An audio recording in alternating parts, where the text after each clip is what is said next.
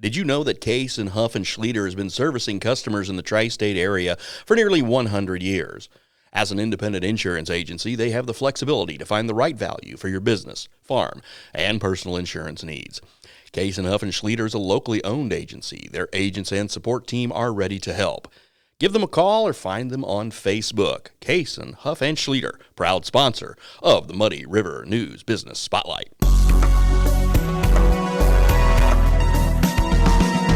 Welcome to this week's Muddy River News Business Spotlight. I'm David Adam, and joining me today to talk about trees, Larry Brumbaugh Tree Service.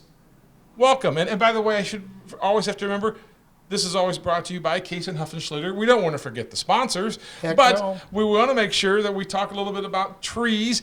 And the fact is, you offer, we were just talking off the air. You actually had, we were talking about doing some business for tree trimming, but you do all kinds of things with trees. Can you summarize in a couple of minutes what all the services are that you offer? Well, first of all, I am an international certified arborist, and we do tree health, we do lightning rods, we do fertilizing, we do trimming, we do cabling. Sometimes we put bolts in trees to hold them together if they have a split or something to save them. And we do overall tree health care. I mean, we look at the tree and see if it's got some sick issues, we can try to save them. We have tree injection chemicals that can help sometimes, or we can put stuff in the ground even.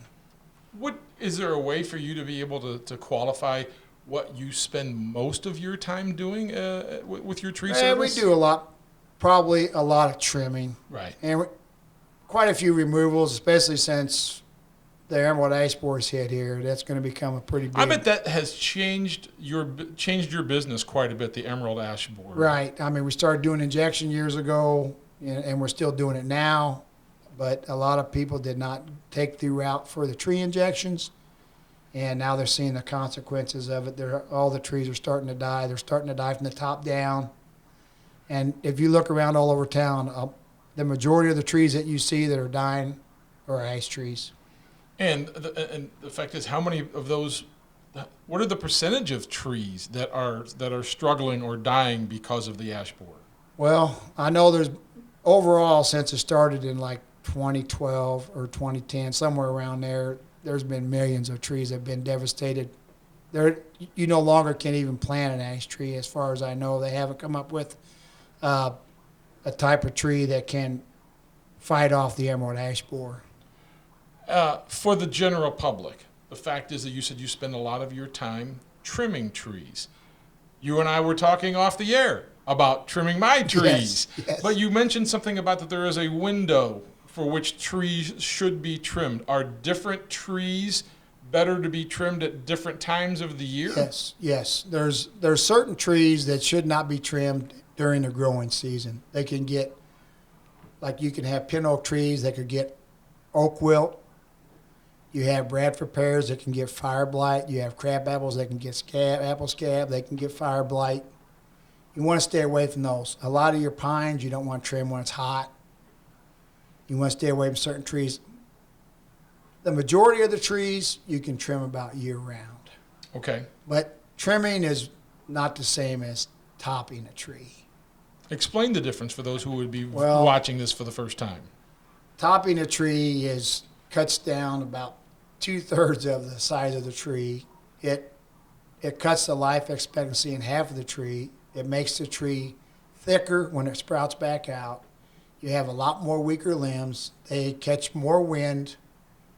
And when you become an international certified arborist, you have to sign a code of ethics every 3 years when you recertify that you will not top a tree. Mm-hmm. Years ago, topping trees, everybody did it. But anymore, it's not good for the trees. How has the tree trimming business, ever since I've known you, this is what you've done. You've been an arborist for how many years now? Well, I actually took home study courses back in 91. I started my business in 1983. Mm-hmm. In 91, I took National Arborist Association courses. They were home study courses at the time. Well, That was in 91. In 92, the International Society of Arboriculture came around, and there was no more National Arborist Association. So you had to go from National Arbor Association, you had to get recertified for another certification, which had a lot more strict rules. Like you have to be professional. You can't lie to people. You have to tell them straight up, what you're doing. You have to have insurance. You have to carry everything that you're supposed to as a business. Like guys that just started up and they're not certified, they can do what they want. They can butcher a tree, and they can get away with it. We can't do that. Okay. You talked about some of the changes that were in the business model of what you're doing. What about is the way that you trim and care for and fix trees, is that still the same thing that you've done since you started the business? Or if not, how has that changed? I kind of changed. I mean, I started trimming in 79. I started my business in 83. In 85, I started working on Ameren property for the utility company. We were the alphabet trimmers. Nobody likes us, but that's what we had to do because the Chamber of Commerce says it's what you got to do. Right. But I learned how to do natural pruning. And you cut, wherever you make a cut, the limb that you leave should be a third of the size of the cut. That helps the tree heal. It leaves buds out there. For when the sap comes up in the spring, it goes all the way out to the tips of the limbs. When you just top a tree and you like the end of your fingers in your hand, it will not sprout out at the end of those limbs. They'll die back about 3 or 4 feet, and then you have a big old dead stubby in there. So we did what was called natural crotch pruning. I said you went down to the next limb. It should be a third of, like if you're cutting on a 6-inch limb, you should leave a 2-inch lateral. Okay.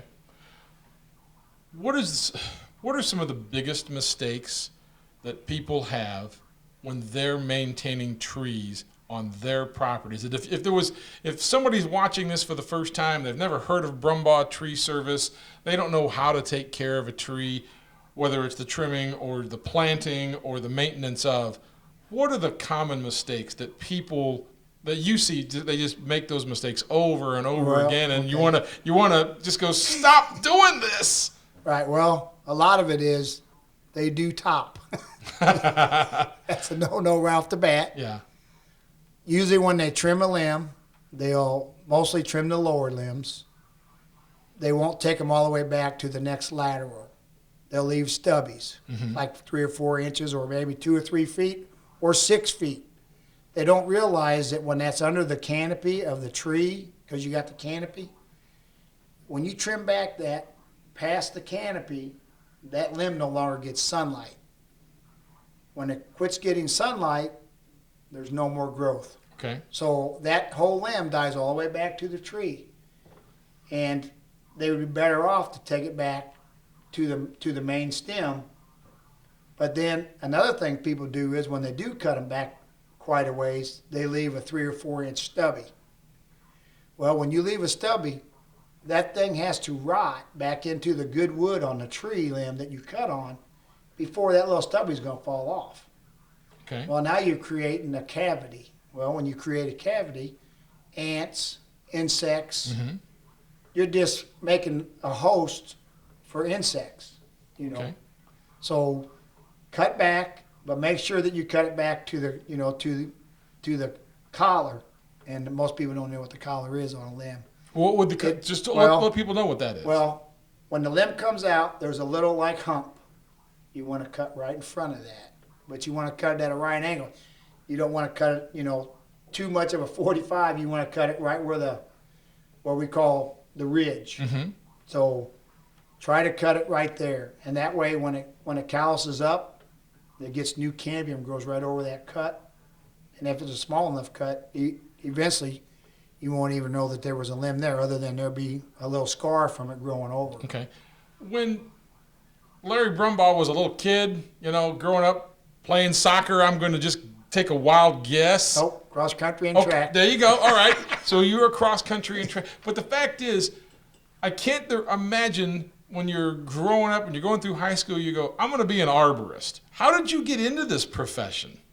Well, it's actually by accident. I started working with somebody else that started at about the time that when I started, they had started maybe 6 months to a year before me. So I went to work. After 5 years, I decided, I wasn't a partner or anything in this business, and I was like, I'm not going to stay here for 30, 40 years. I'm going to have to do something. Mm-hmm. So, but when I was a kid, I grew up out towards the country, and we used to run back in the woods. I used to climb trees all the time, just to climb trees, But I think any kid does that. You Sure. don't really know what you're going to end up being. I mean, I did go for some further education. I was going to be a guy that's sitting in an office for 40 or 50 years, and I got to thinking one day, I don't think I can do that. So Is I ended up doing this. Is being an arborist a young man's profession? I mean, okay, I've known you for a long time, and I'm old. Now, that doesn't necessarily mean you're old, but I'm old. Right. I mean, but the fact is, you're doing a lot of physical labor. It does keep you in shape. Yeah, I bet makes it you does. Sore. I mean, I've been doing it 44 years, so, you still need older guys around to teach the younger guys. There you go. And then, when you get to that point, I have 2 sons that they went to college, got educated. They wanted to be outside. Yeah, So now they're in the business with their dad. good. They're going to take over eventually. They're going to be the ramrods. Uh-huh. I won't be looking over their shoulder all the time. But the older people, we have a lot more knowledge, and, we can teach a lot more. When I started, I didn't know beans about it. When I went to work for the utility, I really learned a lot working there because we had to learn safety rules. If you're just driving around town and you see some people like cutting trees down, other businesses, they don't have no cones out, they don't have no hard hats, they don't wear safety glasses. Well, that was one of the things that I was going to ask you was, what type of tree trimming projects can I, as John Q. Public, do, and when do I need to call you? Well, if you think it's more than you can handle, you definitely should call an international certified arborist out, because I don't charge to come look. I mean, we don't charge you to come out and give you an assessment. I give information all the time. If somebody wants to trim the lower limbs on a tree, I'll say, look, cut it right here. I mean, I'll even show them. Mm-hmm. We have enough bigger stuff that we don't have to do all the little teeny stuff. Because everybody wants to save money, which is great, and we have plenty to do, and I don't mind, giving tips. I mean, this is my passion. I mean, I've been doing it forever. When it's your passion, it's not a problem. Larry Brumbaugh, I appreciate you coming by to talk to us today. It's always good to see you. Thank you. And this is the Muddy River News Business Spotlight, brought to you by Case & Huff and Schleter. Did you know that Case and Huff and Schleter has been servicing customers in the tri-state area for nearly 100 years? As an independent insurance agency, they have the flexibility to find the right value for your business, farm, and personal insurance needs. Case and Huff and Schleter is a locally owned agency. Their agents and support team are ready to help.